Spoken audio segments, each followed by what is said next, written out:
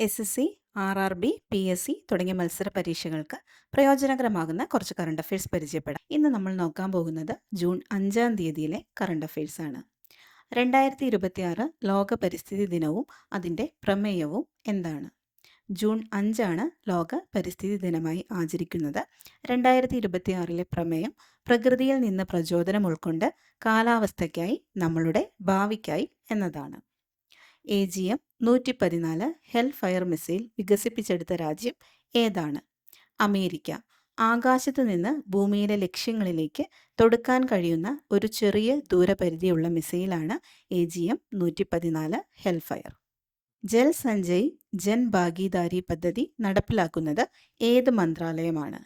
ജലശക്തി മന്ത്രാലയം. പൊതുജന പങ്കാളിത്തത്തോടെ ഭൂഗർഭജല റീചാർജിങ്ങും ജലസംരക്ഷണവും പ്രോത്സാഹിപ്പിക്കുന്നതിനായി 2024 ജൽ സഞ്ജയ് ജൻ ഭാഗീദാരി പദ്ധതി ആരംഭിച്ചത്. ഇന്ത്യയിലെ 100ാമത്തെ റംസാർ സൈറ്റ് ഏതാണ്? ജയ് പ്രകാശ് നാരായൺ പക്ഷി സങ്കേതം, സുർഹാത്താൽ, ഉത്തർപ്രദേശ്. 2026 ജൂൺ 5 പരിസ്ഥിതി ദിനത്തിലാണ് പ്രധാനമന്ത്രി ഈ പക്ഷി സങ്കേതത്തെ ഇന്ത്യയുടെ 100ാമത്തെ റംസാർ സൈറ്റായി പ്രഖ്യാപിച്ചത്. ഇത് ഉത്തർപ്രദേശിലെ ബല്ലിയ ജില്ലയിലാണ് സ്ഥിതി ചെയ്യുന്നത്.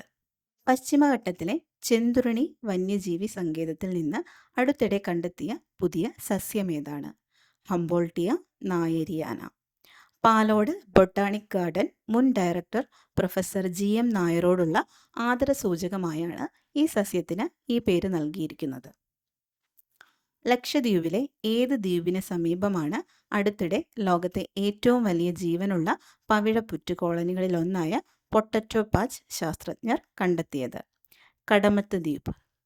1.05 ഏക്കറിലായി ഇത് വ്യാപിച്ചു കിടക്കുന്നു.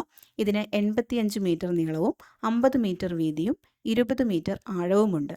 ഒരു അന്താരാഷ്ട്ര ഫുട്ബോൾ മൈതാനത്തിൻ്റെ പകുതിയോളം വരും ഇതിൻ്റെ വലുപ്പം. ഇതുപോലെയുള്ള കറണ്ട് അഫയേഴ്സിനായി ചാനൽ ഫോളോ ചെയ്യുക. Thank you.